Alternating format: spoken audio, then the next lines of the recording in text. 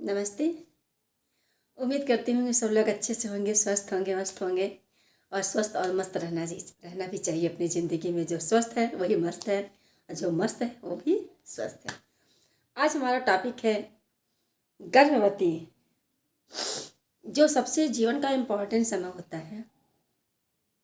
गर्भवती महिलाओं को गर्भ धारण करने के बाद क्या क्या सावधानी बरतनी चाहिए, और क्या क्या चीज़ जो सरकार ने मुहैया कराई है उसमें उनको क्या क्या लाभ मिल सकता है। आज मैं इसी विषय पे अपना टॉपिक रखूँगी।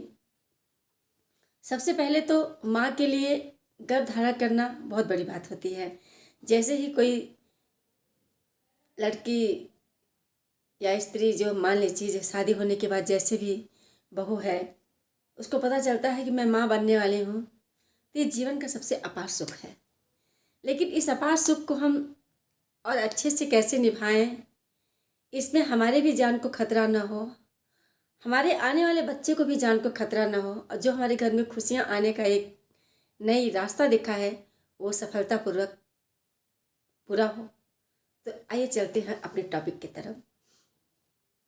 जैसे ही पता चलता है कि बहू गर्भवती है या बेटी गर्भवती है, तो सबसे पहले उसको अपने हर गांव में, हर शहर में आंगनबाड़ी हैं, आशा हैं, एनएम हैं, डॉक्टर हैं। तो सबसे पहले जैसे ही आपको पता चले, आप ये बात अपनी आसपास में गांव में रहने वाले आंगनबाड़ी को सूचना करें, आशा को सूचना करें और उसका पंजीकरण करवाएं। पंजीकरण करवाने के बाद उसको पहले माह से ही और दूसरे माह में जब भी आपको पता चले, टीटी का टीका तुरंत लगवाएं। टीटी के 2 टीके लगेंगे एक एक माह के अंतराल पे, और उस टीटी के टीके के साथ गर्भवती का जांच भी होगा, जो 4 जांच होते हैं। 4 जांच पहली गर्भावस्था 1 महीने से लेकर 9 महीने के अंतर में 4 जांचें एनएम के द्वारा कराई जाती हैं। और जब भी टीकाकरण लगता है तो वहाँ पे आप जा कर के गर्भवती का को टीका लगवाइए, उसका ब्लड चेक कराइए, उसका वो जो है कि पल्स बीपी चेक कराइए, उसका वज़न चेक कराइए। और हर महीने गर्भवती को अपना वज़न कराते रहना चाहिए, ताकि पता चले कि उसका बच्चा ग्रोथ कर रहा है कि नहीं। अगर गर्भवती का वजन बढ़ रहा है, हर महीने बढ़ रहा है, तो समझिए कि बच्चा अच्छे से ग्रोथ कर रहा है। और 5वें महीने में अल्ट्रासाउंड कराना बहुत ज़रूरी होता है। अल्ट्रासाउंड कराने से पता चलता है कि बच्चा हमारा टेढ़ा तिरछा तो नहीं है। अगर टेढ़ा तिरछा है तो हम उसको किस तरीके से क्या करके वो हमारे सीधे पोजीशन में आए, ताकि डिलीवरी के समय माँ को दिक्कत ना हो। और आयरन कैल्शियम का तो बता ही दिए। और गर्भवती माता को जो है कि दिन में कम से कम 2 घंटे आराम करना ज़रूरी है। वो जो भोजन करती है उससे उसको अतिरिक्त भोजन लेना है, क्योंकि अब वो 2 लोगों को जीने के लिए उसको भोजन की ज़रूरत है। एक तो माँ के लिए, एक में पल रहे पेट में बच्चे के लिए, तो उसको डबल भोजन खाना है। डबल भोजन में तो खाए ही, उसके साथ वो हरी साग सब्जी, कुछ मौसमी फल, चना, गुड़, ये सब चीज़ें भी ध्यान में रखते हुए खाती रहे। मतलब उसका मुंह कुछ ना कुछ चलता रहना चाहिए। और दूसरी बात, गर्भवती को जो है कि जैसे कहीं आ रही है, जा रही है, तो ये ध्यान रखे कि ऊंचे नीचे अपना पैर ना पड़ा ले, कि ताकि गिर जाए या पैर में मोच आ जाए। और भारी वजन सामान, ये नहीं कि एक बाल्टी कपड़ा चलिए धुल लिए और क्या किया उसको उठा के लेके चल दिए, सीढ़ी चढ़ गए, नहीं। ये सब चीज़ें सावधानियाँ करनी होंगी ना। बच्चा नीचे आने का डर रहता है, बच्चा खराब होने का डर रहता है। तो ये सब चीज़ें गर्भवती माताओं को सावधानियाँ रखनी है। और पहला जब बच्चा होता है तो सरकार द्वारा उसको पैसा भी दिया जाता है, जो एनएम के द्वारा फॉर्म भरवाया जाता है। तो उसमें भी 6,000 तक की राशि दी जाती है।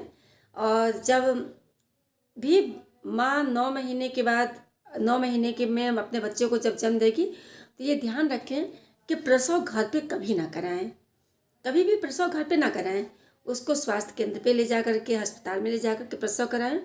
और अगर घर में कोई देखने वाला है तब तो ठीक है। अगर घर में कोई देखने वाला नहीं है और गर्भवती महिला अकेले है, उसका पति है, तो गर्भवती महिला को चाहिए कि अपने नातेदारी रिश्तेदारी से अपनी बहन को, मौसी को, सास को, ननद को, किसी न किसी को बुला ले देख रेख के लिए। क्योंकि उस समय गर्भवती माता को देख रेख की बहुत ज़रूरत होती है, उस बच्चे को देख रेख की ज़रूरत होती है, घर में काम करने वालों की ज़रूरत होती है। तो किसी न किसी को बुला ले। अपने एनएम का नंबर रखे, आंगनबाड़ी का नंबर रखें, आशा का नंबर रखें, कब ज़रूरत पड़ जाए। और आशा और आंगनबाड़ी भी आपके घर हमेशा गृह भ्रमण करने जाती रहती हैं, और जाना भी चाहिए, क्योंकि हम उनसे जुड़े हैं और वो हमसे जुड़ी हैं। हम दोनों एक दूसरे के पूरक हैं। अगर हमारे गांव में कोई जच्चा बच्चा अगर जो है कि स्वस्थ होता है, अच्छा होता है, तो हमको भी खुशी होती है, उस जच्चे बच्चे को भी खुशी होती है, और एक गांव में खुशियाँ आती है कि आज उनके घर एक बेटी ने जन्म लिया, एक बेटे ने जन्म लिया। तो ये जीवन का सबसे बड़ा सुखमय आनंद वाला समय होता है हर माता के लिए। और जैसे ही प्रसव हो जाता है तो माँ को, अगर चाहे जाड़ा हो, चाहे गर्मी हो, चाहे कुछ भी हो, लेकिन माँ के कान को अच्छे से ढक दें, बच्चे को अच्छे से ढक के रखें। और प्रसव होने के तुरंत बाद बच्चे को कभी भी अगर कोई नहलाने के लिए, अब तो डॉक्टर एनम सभी लोग जानते हैं कि बच्चे को तुरंत नहलाना नहीं है, लेकिन अगर बाई दफ़े मान लीजिए डिलीवरी कभी अचानक जो है कि एम्बुलेंस ना आने की वजह से, या एनम को देर में सूचना करने की वजह से, या कोई ऐसी आवश्यकता की वजह से, किसी कारणवश अगर डिलीवरी घर में हो गई, तो ये ध्यान रखिए कि बच्चे को तुरंत नहलाना नहीं है। उसको सरसों के तेल से अच्छे से कपड़े में लगा के, उसको धीरे से पोंछ करके किसी कपड़े में लपेट करके माँ के स्तन से उसको लगा दें। इसी के साथ मैं अपनी वीडियो को समाप्त करती हूँ। आगे अगले वीडियो में मिलूँगी। नमस्ते।